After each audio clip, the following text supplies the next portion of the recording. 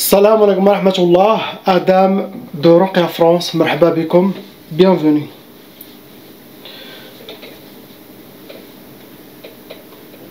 L'histoire de ce soir, vraiment est une histoire fascinante et en même temps, subhanallah, un peu touchante et il y a beaucoup d'exclamations et d'interrogations.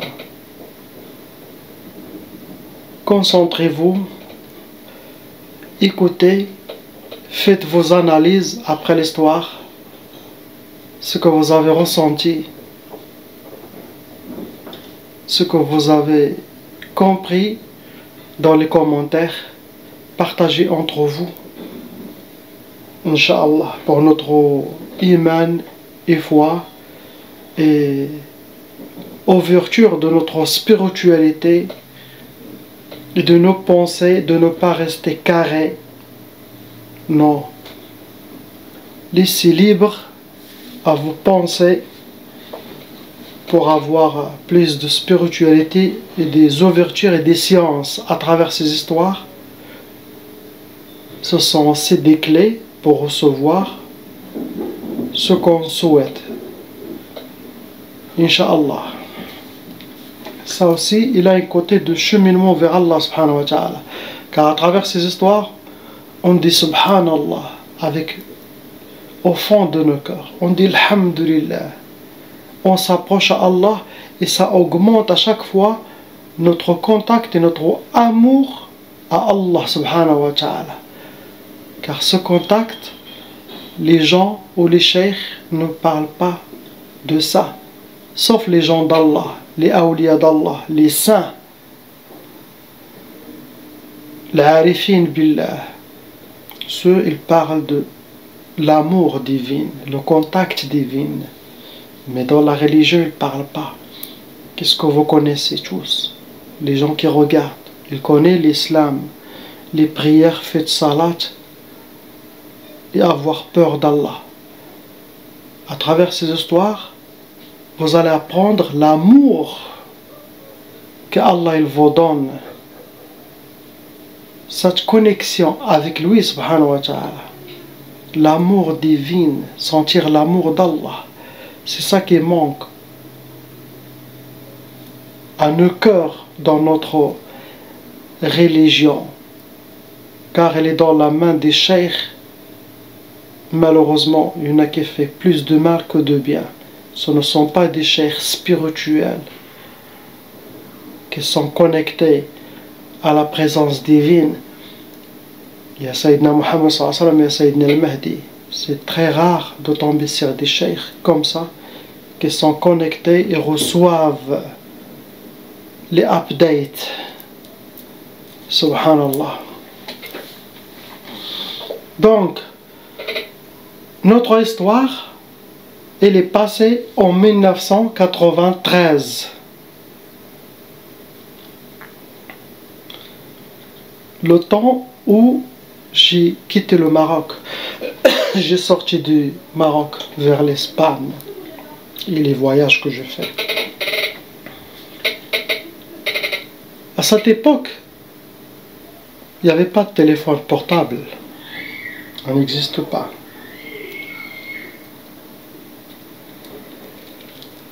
L'histoire, c'est de un frère qui s'appelle Mahmoud avec son ami Khalid, et c'était en Jordanie en plein hiver.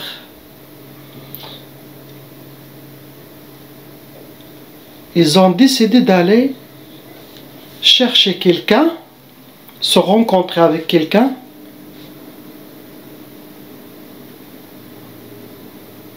la nuit, comme ça, personne ne se rend compte, il n'y a pas de police, il n'y a pas, c'est calme, ils peuvent aller fouiller, s'ils trouvent quelque chose, ils les partagent, l'État, il ne sait pas.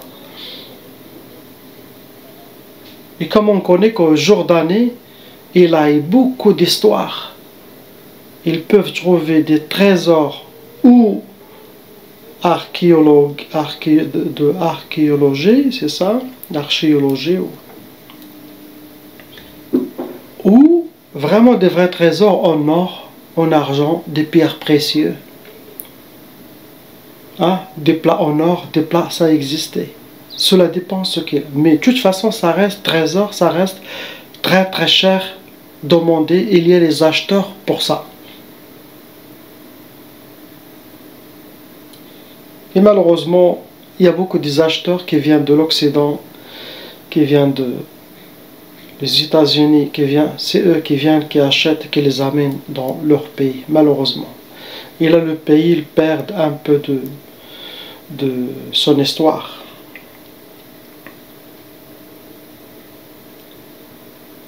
Donc, à minuit, Mahmoud a contacté son ami Khalid. Ils se sont rencontrés. Ils ont ramassé ce qu'il faut. Et Mahmoud, il avait un pick-up, une Hilux, Toyota Hilux. C'est une pick-up tout en métal, tout terrain. Il est très très bien pour les montagnes, les déserts. Et la place où est-ce qu'ils aillent chercher une troisième personne qui s'appelle Hussam. C'est Hussam qui connaît l'endroit des trésors et c'est lui qui les va guider et les amener dans la place. Comme ça, il fouille, il partage. Le chemin, c'est entre déserts, chemin avec des cailloux, avec des roches volcaniques noires. Donc c'est un chemin entre le désert, entre la campagne et entre les chemins plein de cailloux et tout ça. Donc il faut vraiment tous les terrains, ils vont passer. Et ce n'est pas proche, hein, il doit faire au moins quelques heures et en même temps s'arrêter et continuer à pied pour tomber sur la place désirée, commencer à peut-être chaque nuit ou peut-être la première nuit ils peuvent trouver ou faire un tout petit peu revenir encore un autre jour. En tout cas, c'était top secret entre eux. Donc Khalid et Mahmoud, ils ont pris le chemin à minuit. Et comme j'ai dit à l'époque, il n'y avait pas de téléphone. Donc ils doivent aller jusqu'à la maison de Hussam, aller le chercher, partir avec lui. Donc à minuit, ils ont pris le chemin. Ah, tout content, ils rêvent de trésors.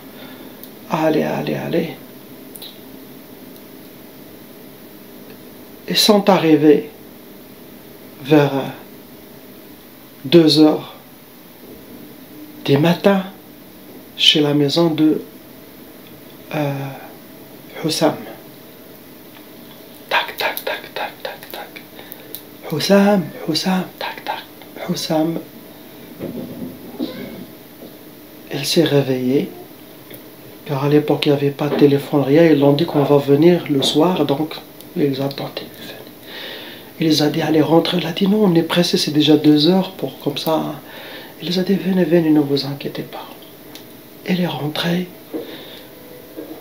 Ils l'ont dit, fais attention, ne fais pas réveiller ta maman.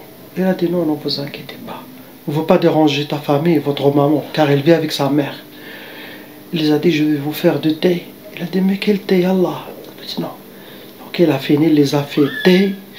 Vous savez, la générosité des Arabes, c'est toujours comme ça. Il les a fait des thés, quelques petits gâteaux secs de désert et tout ça. Ils ont mangé, Yallah, Bismillah, et se dirigent vers la place. D'ailleurs, qui n'est pas très loin de Hussam, donc ils vont arriver vers peut-être 3 heures du matin, ou 3 heures moins quart, ou 2 heures et demie, 30 minutes, 45 minutes.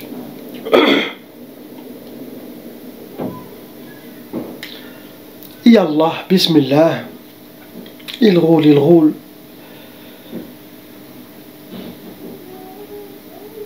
Et en même temps, ils ont fait la musique. Ah, ils rigolaient, ils parlaient des trésors, ils rêvaient d'avoir ce trésor et partager, ils sont devenus riches, millionnaires, comme ça. Mais normalement, ils ne doivent pas faire la musique, ils doivent plutôt faire le Coran, et faire les dhikr d'Allah, et faire les protections, car ils se dirigent vers une place déserteuse, il n'y a personne. En même temps, possible, il y aura des grottes de ça, il y aura des djinns, il y aura des shayatins, il y aura des bons, il y aura des mauvais. Ah. Il peut y avoir aussi des voleurs, donc c'est très dangereux. Au lieu de faire le Coran, faire beaucoup de salat et les du'a, au contraire, ils étaient loin d'Allah subhanahu wa ta'ala, faisaient la musique, ya Allah. Pendant 30 minutes, ils ont passé un peu de désert, ils ont rentré dans des places, des ruelles fermées, déserteuses. Et d'un coup, de loin, avec le phare, de très très loin, ils ont remarqué qu'il y a quelque chose.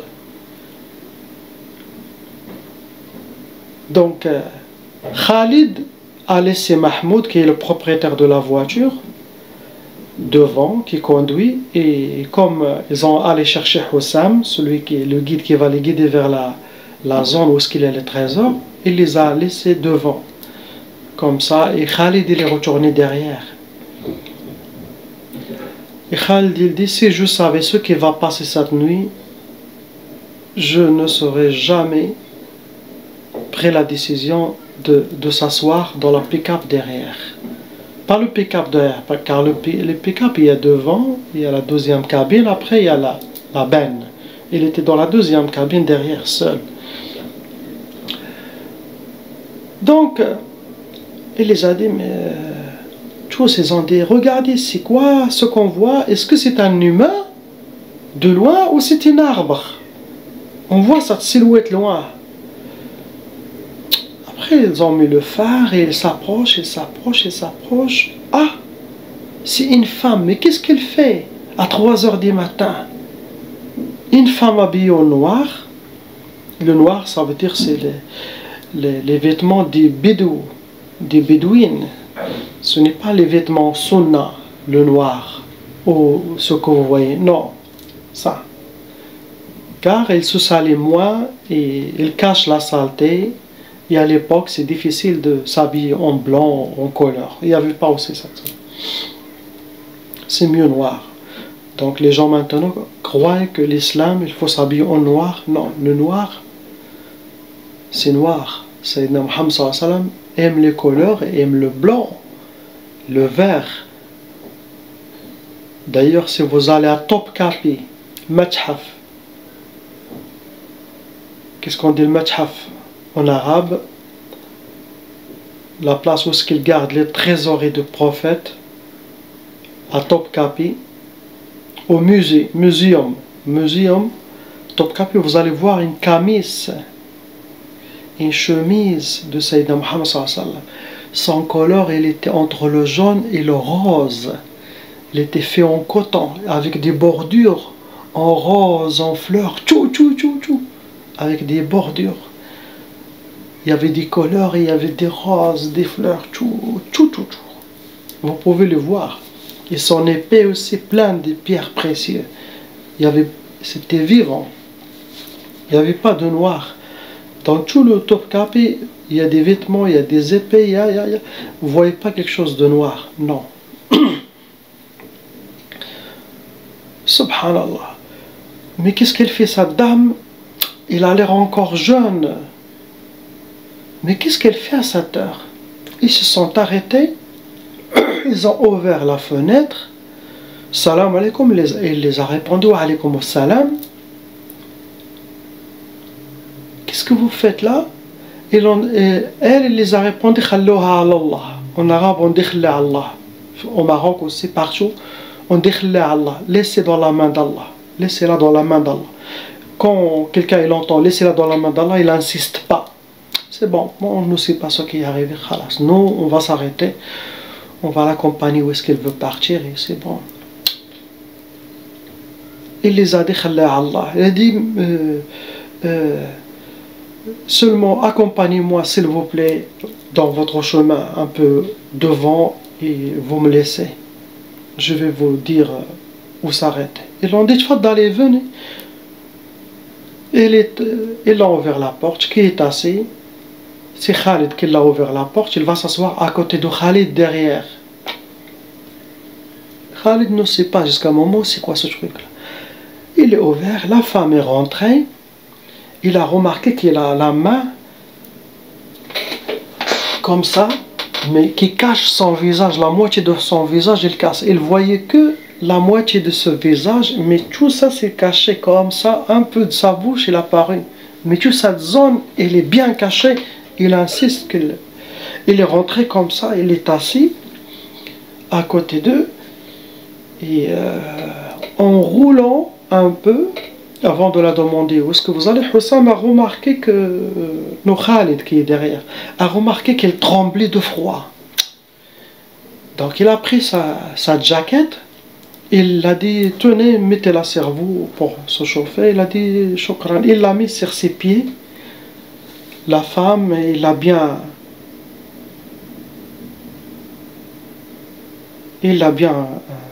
fait et c'est bon, il continue.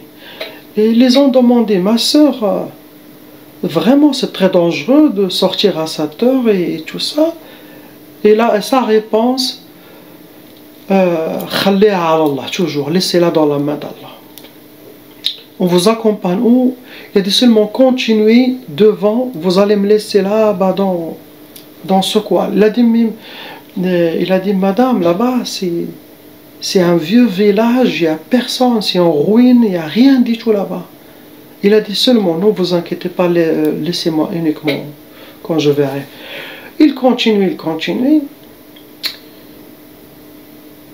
Et Khalid derrière, il regarde la femme, car il a senti depuis qu'il est rentré, Khalid a senti une frayeur, en même temps, des fourmillements dans son corps. Il n'était pas bien du tout. Il était très dérangé. Il disait peut-être c'est pas un humain cette femme, peut-être c'est un djinn. Mais c'est quoi cette sensation? Il était très gêné, peur, dérangeant, il ne peut même pas bouger. Il était comme figé. Il regarde que son ami à travers le miroir. Et son ami le regarde, il croyait que Khalid était content. Et Hussam, il fait à son ami comme ça, avec les yeux, pour le dire que c'est bizarre. Son ami le regarde, c'est comme il conduit, il sourit. Il dit, mais qu'est-ce qu'il a souri là? Je suis en train de le dire, il y a des choses bizarres. Et d'un coup, il regarde la dame, sans bouger un peu, ça a été secoué, sa jaquette est comme est tombée. La femme veut attraper la jaquette, elle a enlevé sa main pour remettre la jaquette sur elle, qui avait comme fourrure ou quoi. Et Hussam avait la moitié de l'autre visage. La moitié de l'autre visage, qu'est-ce qu'on dit? En arabe, on dit c'est comme quelque chose qui coule, quelque chose qui coule. C'est comme son œil, il s'est comme coulé, c'est comme ils sont là, taïhin, tombés, un peu très déformés. Ça très déformé, on voit des dents un peu comme cassées, comme il avait une horreur dans la moitié de son autre visage. L'autre moitié, elle est belle, mais l'autre moitié, elle est défigurée. N'importe qu'il voit, il va hurler, il va s'échapper. Et après, il a remis directement ça. Et Hussam, il insiste, il commence à bouger, regarder, pour montrer que c'est une djinnia, c'est pas un humain, c'est un autre être. Et son ami regarde encore, il le fait comme ça. C'est comme l'autre, il a compris que Khalid, il est en train de le dire, ah, je suis content, ah, il y a une femme à côté de moi, et il est très content, et l'autre, il lui dit, ah, bah, t'as de la chance, je sais pas quoi, quelque chose comme ça. L'autre, il n'a rien compris. Après, il est arrivé à la place, il les a dit, c'est bon, vous pouvez vous arrêter ici, je m'arrête là, barakallahu fikum. Ok, ils ont dit oui, oui, oui. Il est descendu, fermé la porte, ils sont partis. Et Khalid, il tape l'autre, il dit, mais tu sais ce que j'ai vu, vous avez pas sa moitié de ce visage, c'était pas un être humain. Et l'autre, ils l'ont dit, bah c'est bizarre, c'est vrai, on ne sait pas ce qui est passé à cette heure, cette dame, est-ce que c'est une dame, mais en tout cas, vraiment c'est bizarre. Et en continuant le chemin, il a dit, bah on va parler de ça, je ne sais pas ce qui est arrivé, en tout cas ce chemin, peut-être il y a plein de surprises encore.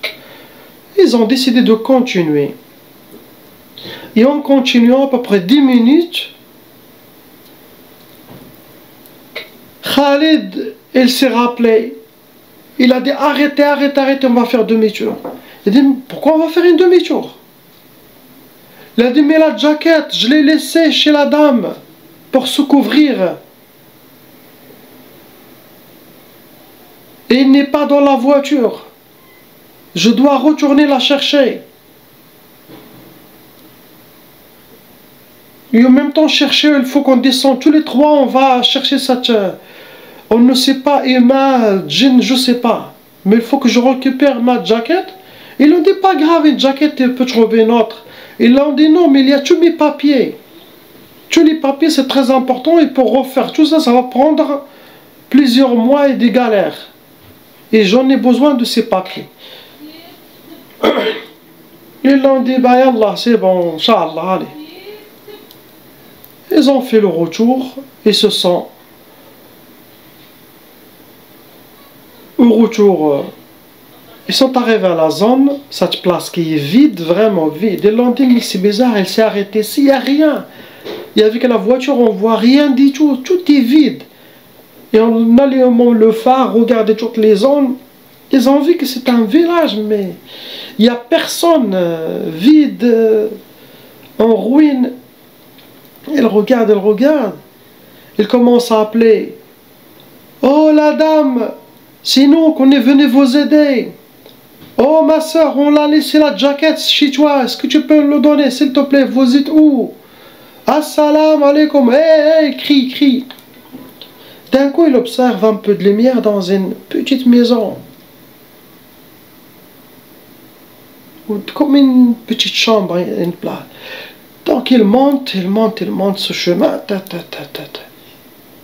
Et là, tac, tac, tac, tac. Assalamu alaikum. Tac, tac, tac. Assalamu alaikum. Un vieux monsieur ouvre la porte. Un vieux homme. Wa alaikum assalam.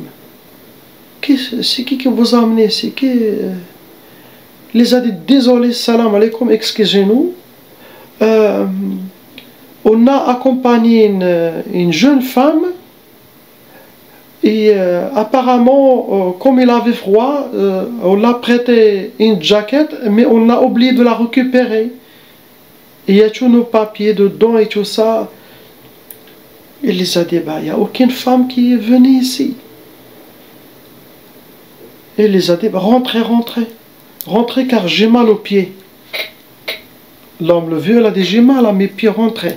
Donc ils sont rentrés, et quand ils sont rentrés, c'est bizarre, ils ont remarqué qu'il y a des pneus pour s'asseoir. Ils sont assis sur les pneus, un peu de feu,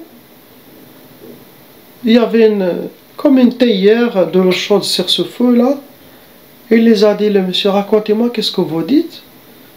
C'est une maison. Ils ont dit, c'est comme l'homme, il vit dans le hajari, le temps des pierres, l'époque des pierres. Il n'y a rien dans la maison. Tout ce qu'il a, c'est vraiment le minimum que tu peux t'imaginer. Ils se sont regardés entre eux, bizarre. Ils ont dit voilà l'histoire et ça. Il a dit c'est pas quelqu'un de chez vous car il n'y a rien, il n'y a personne ici, il n'y a que vous dans cette zone. Et ils ont dit non, mais non, il n'y a aucune femme qui est venue chez moi et j'ai aucune femme avec moi. Je suis seul. Il a dit mais vous connaissez pas. Il a dit non, je connais personne. Mes enfants, vous êtes perdus quoi. Ils sont restés étonnés. Et d'un coup, Khalid qui était derrière, qui a vu la femme très bien, il commence à regarder comme ça, comme ça, comme ça. Et là d'un coup, il regarde une photo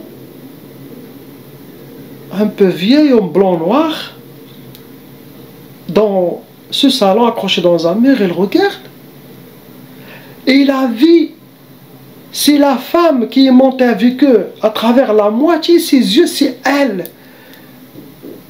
Il a regardé ses amis, il les a dit, oh, c'est elle, c'est cette dame-là, c'est cette fille, cette jeune-là. C'est celle-là qui est montée avec nous en voiture.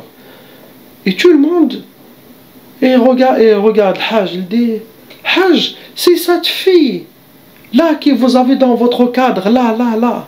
C'est celle-là qui est venue avec nous. Et le Hajj les a dit, est-ce que vous parlez, est-ce que vous êtes sérieux?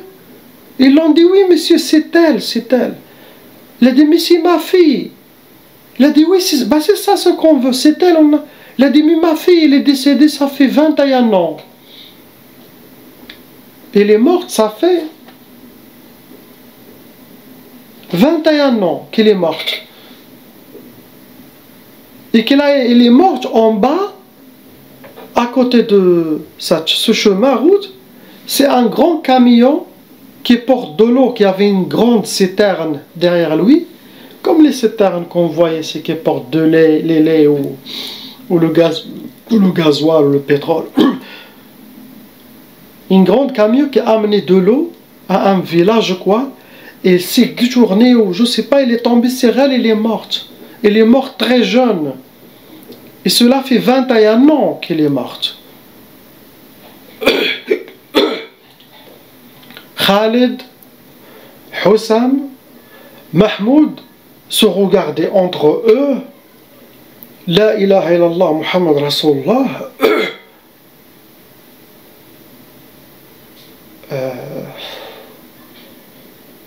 Toutes ne savaient rien de ce qui se passe.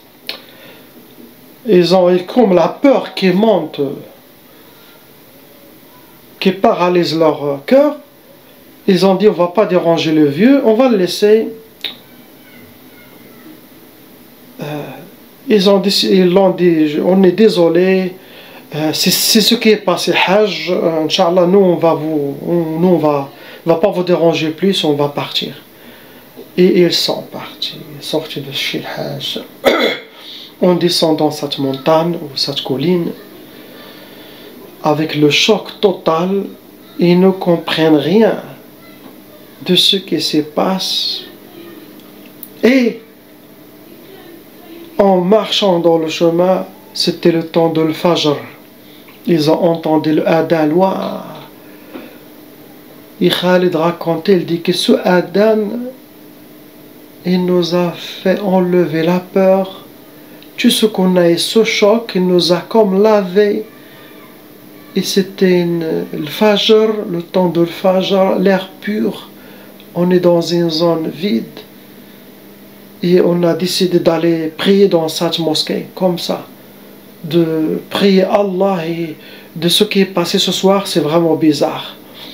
D'oublier un peu, malgré qu'eux, ils ne sont pas venus, ne sont pas sortis pour aller vers la mosquée, vers le Fajr. Ils sont allés pour aller vers les trésors.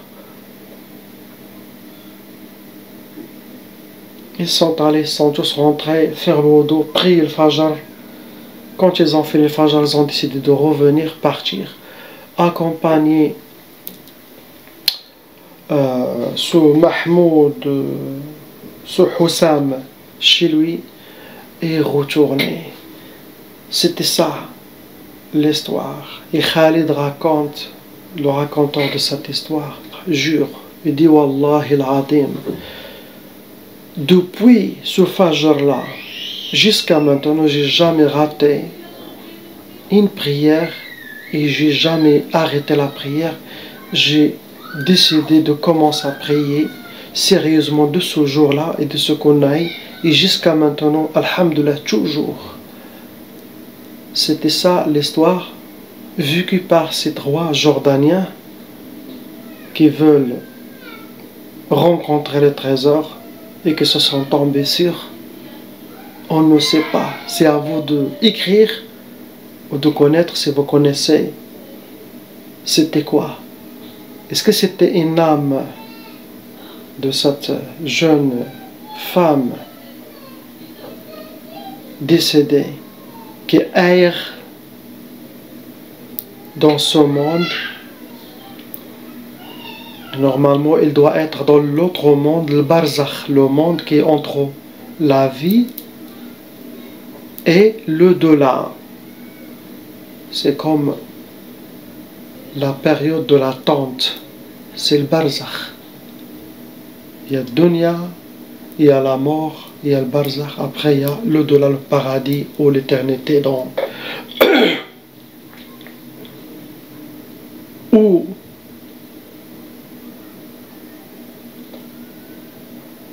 c'est un fantôme, ou c'est une jinnia, ou mais eux, ils ont rencontré un être